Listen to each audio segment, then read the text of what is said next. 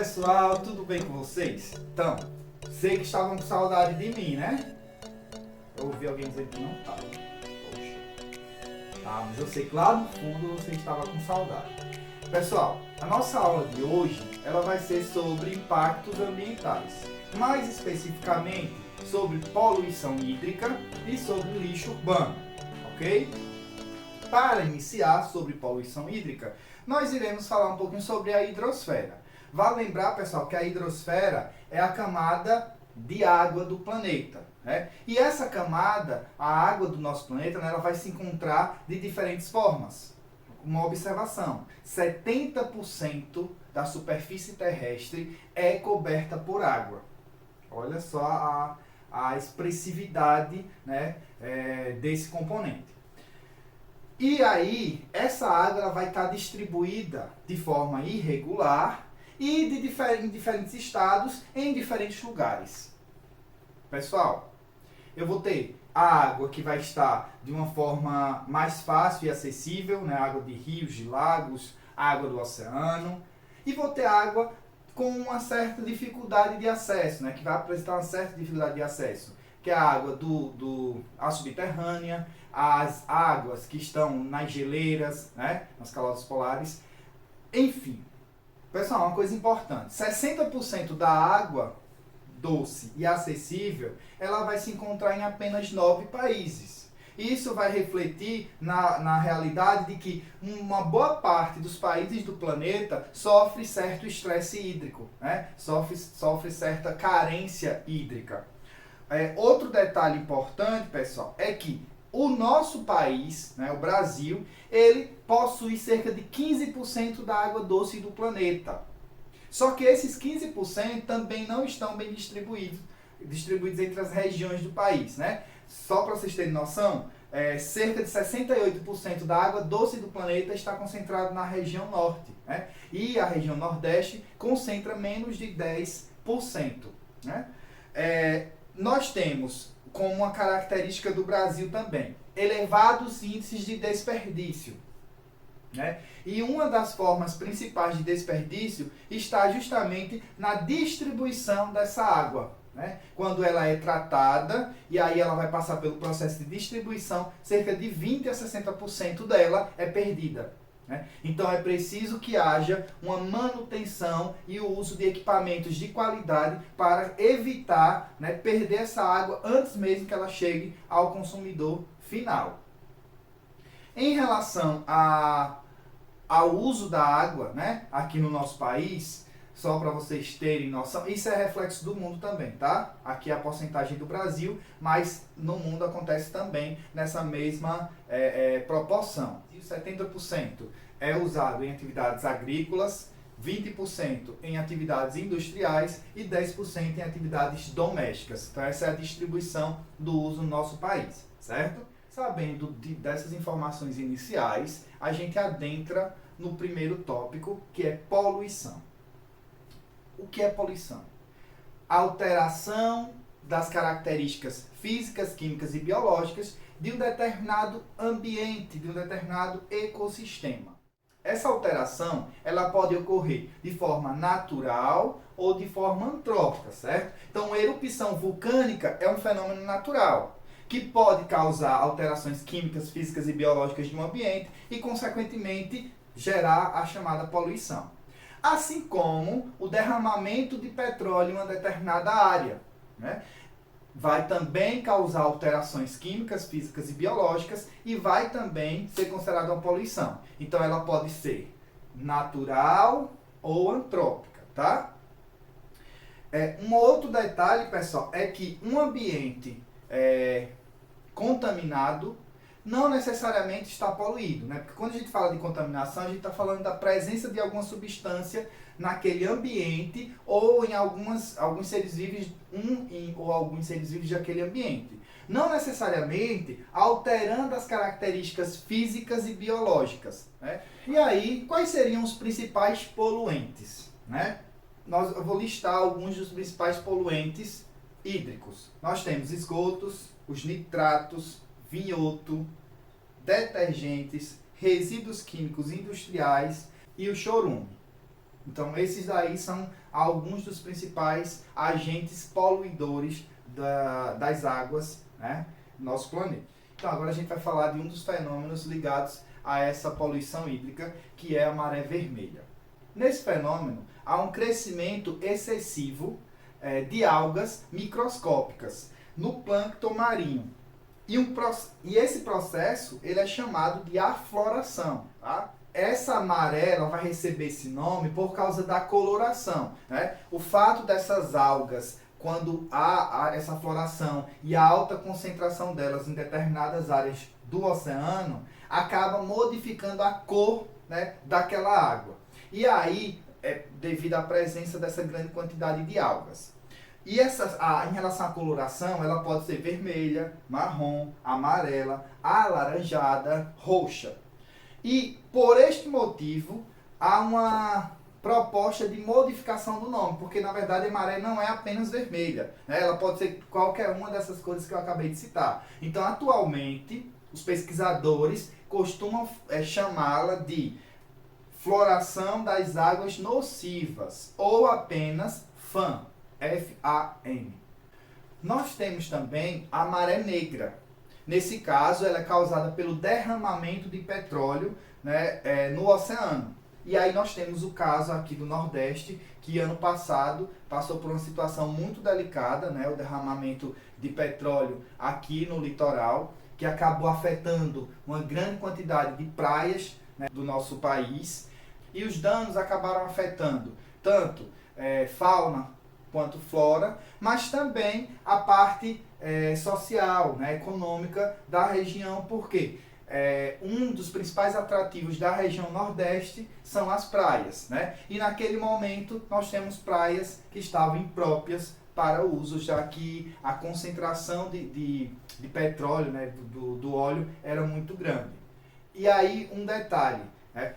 Como é que esse derramamento ele se espalhou por tantas áreas? Pessoal, nós sabemos que as águas oceânicas elas estão em constante movimento, né? E esse movimento tem ligação direta com as correntes marítimas, com as marés, né?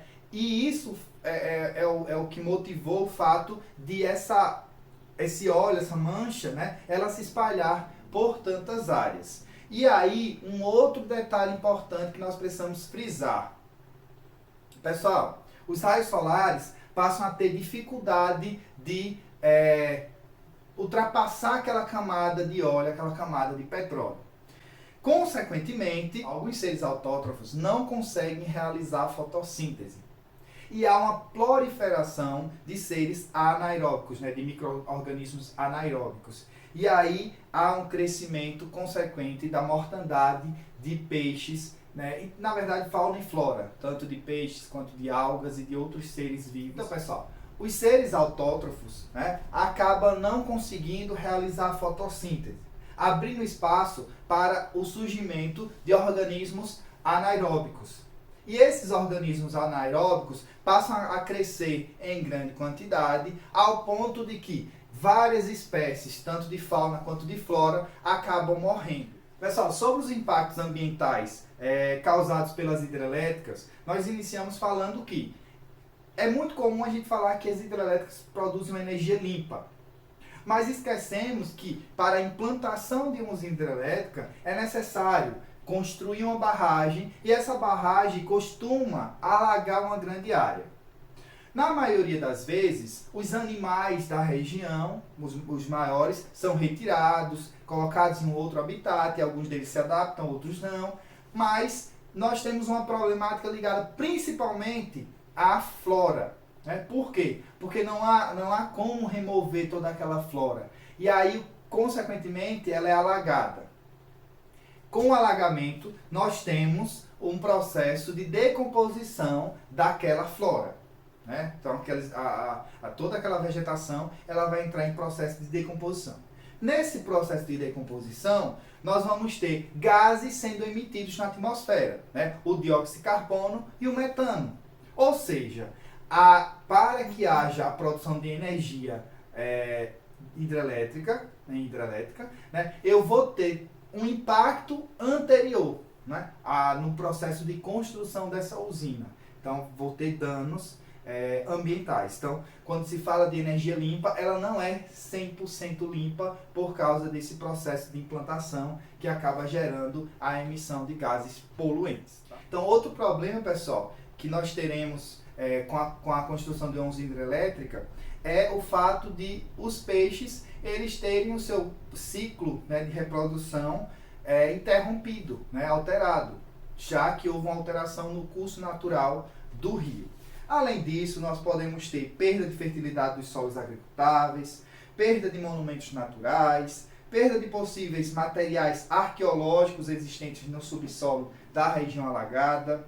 Podemos ter deslocamento de populações que ocupem áreas ribeirinhas, redução de áreas de reservas indígenas, né? Impactos na reprodução dos peixes, como eu falei, além da redução da capacidade de transporte de sedimentos, que acaba gerando um assoreamento dos rios, né? Esse processo aí a gente vê bastante no Baixo São Francisco.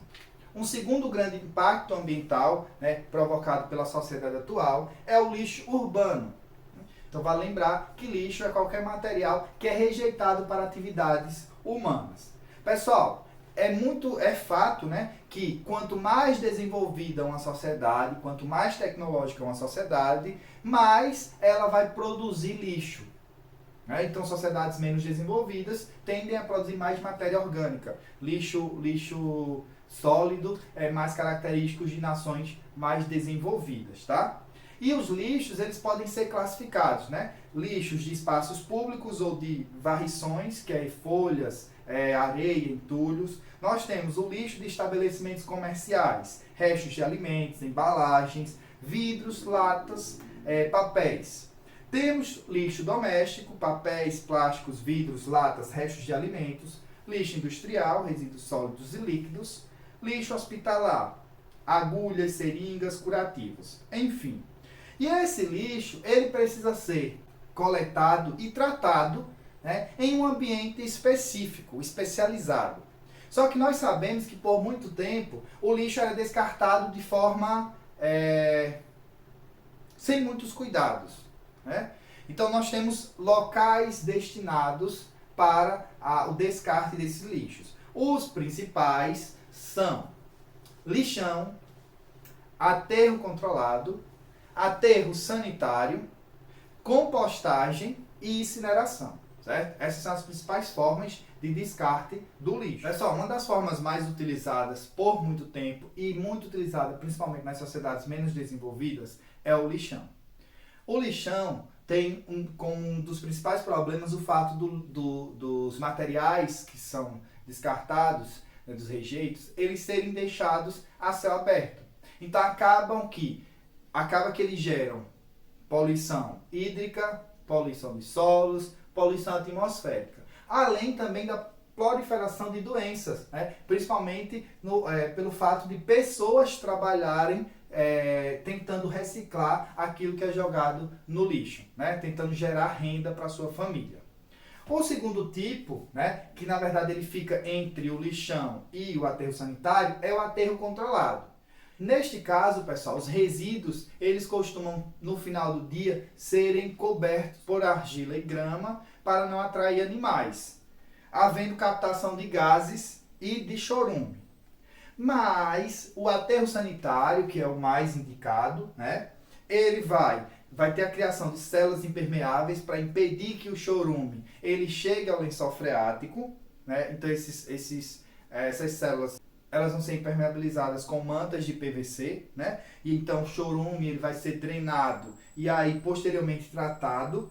No caso do gás, ele costuma ser queimado ou usado para a produção de energia, né? O biogás.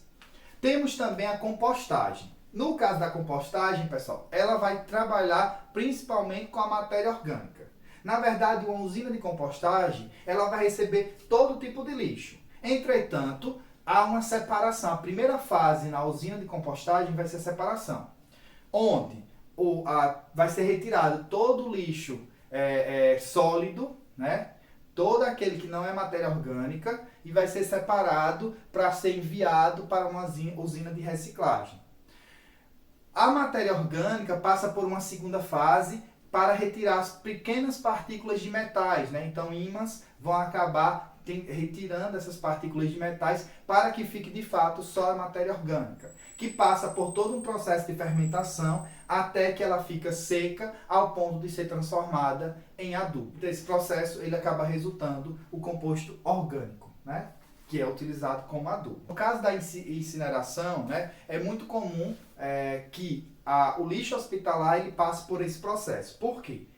Esse lixo ele é exposto à presença de vírus, bactérias, fungos. Então, somente o processo de incineração para eliminar, né, o risco que esses agentes trazem para a saúde pública, para a saúde humana, né? Então, o que acontece? A partir do processo de incineração, todos esses transmissores biológicos eles são eliminados.